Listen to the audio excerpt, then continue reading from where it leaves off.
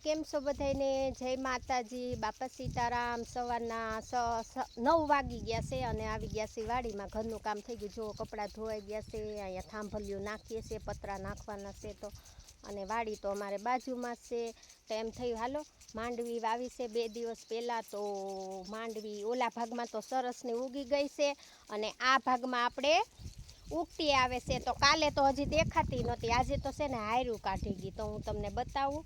તો હાલો આપણે જઈ વાડીમાં, અને વાડીમાં છે ફુવારા ચાલુ અને પવન ધીમે ધીમે ઉડી ગયો છે। જો બોલવામાં આમ થાય પછી ઉતાવળમાં, તો પવન ધીમે ધીમે ઉડી ગયો છે અને જો ફુવારા હાલે છે, ફુવારા મૂકી દીધા છે, ઠેઠ લગન ફુવારા છે।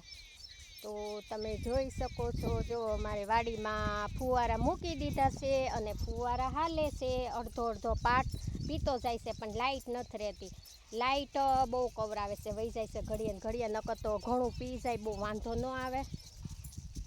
તો જુઓ અમારે હાલે છે ફુવારા અને ઠેઠ લગન ફુવારા મૂક્યા છે। પાસે જવું છે પણ હું પલ્લી જાય એવું છે, આને પા જોરથી પવન આવે ને તો આને પા ઠેઠ આવે છે પાણી।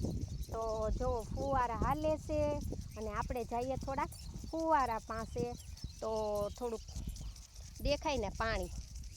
તો જો એ આવ્યું।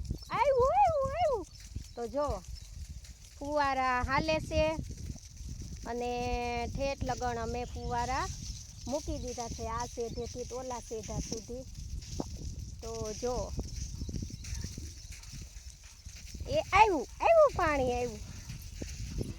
તો હજી શરૂ થયા છે, કેમ કે લાઇટ વહી ગઈ હતી તો ફુવારા બંધ થઈ ગયા છે। તો હવે જો શરૂ થાય છે, ધીમે ધીમે ધીમે ધીમે શરૂ થાય છે બધા ફુવારા, કેમ કે હામટા ફુવારા મૂકેલા છે ને તો પાણી લાઈનમાં જતા વાર લાગે। અને અમારે માંડવી જો કેવી હારે સડી ગઈ છે, આ બાજુ હજી નાની નાની છે, કેમ કે જો માંડવી સડી ગઈ છે હારે। જો ધીમે ધીમે ધીમે બધી મગફળી ઉગતી આવે છે।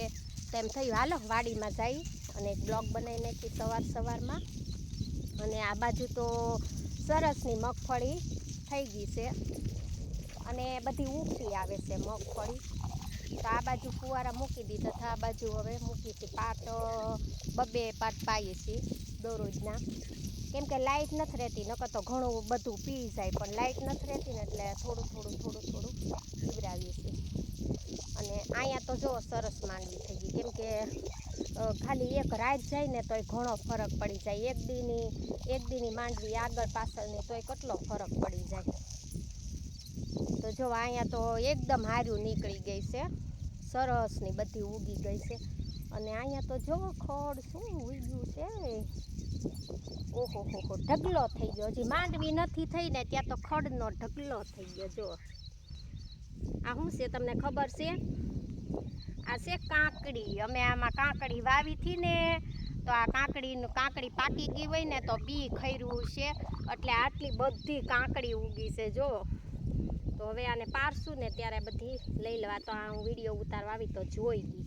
તો આ બધા જો અહીંયા કાંકડી પાકી અને બી ખરી ગયા હોય ને, એટલે આ એકારે ઢગલો થઈ ગઈ કાંકડીને। આમ આપણે કાંકડી વાવવી હોય ને તો ઉગે નહીં, અને ઉગે નહીં ને આ જો અણધારી કાંકડી બધી ઉગી ગઈ, બી પડ્યું ને તો આમ જો તો કેટલી કાંકડી ઉગી, પણ આટલી કાંકડી મેં ખેંચી।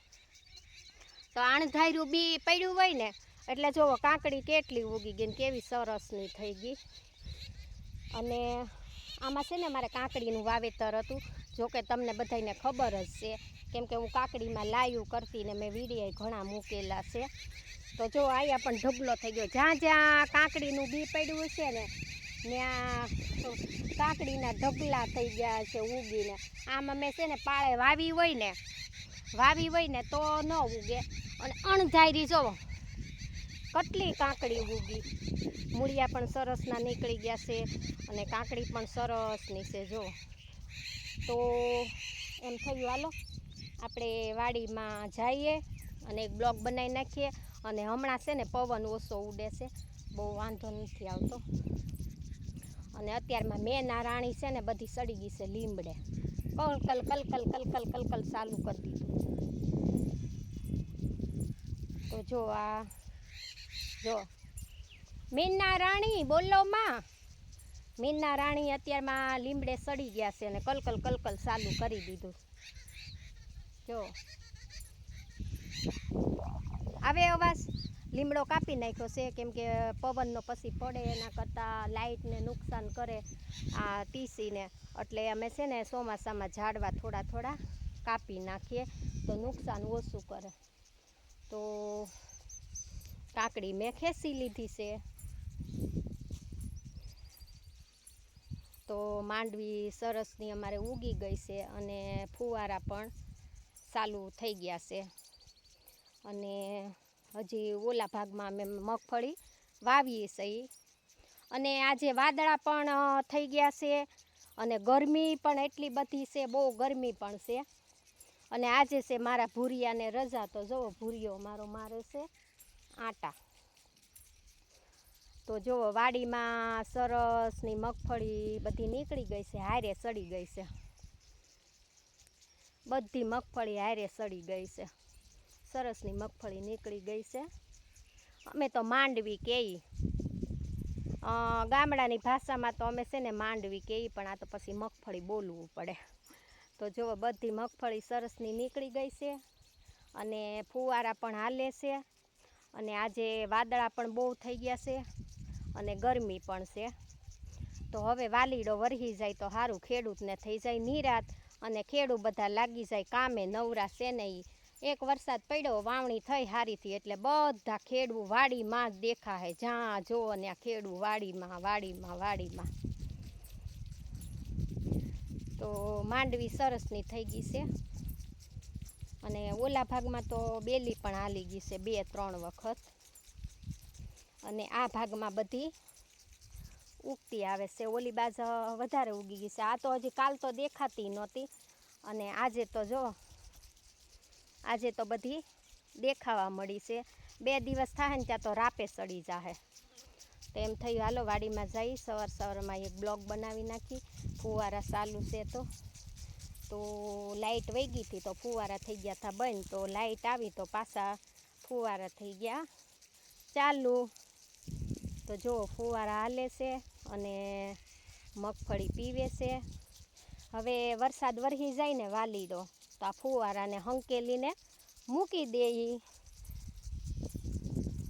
તો જો ફુવારા હાલે છે.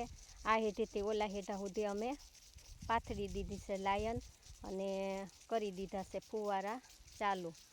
તો જો આવ્યું પાણી, પલાળી દીધી મને. પાણી આવ્યું તો પલ્લી ગઈ. તો વિડીયો ગમે તો લાઈક કોમેન્ટ કરજો અને આવજો બધાને જાજા કરીને. જય માતાજી, બાપા સીતારામ. આવ્યું પાણી આવ્યું.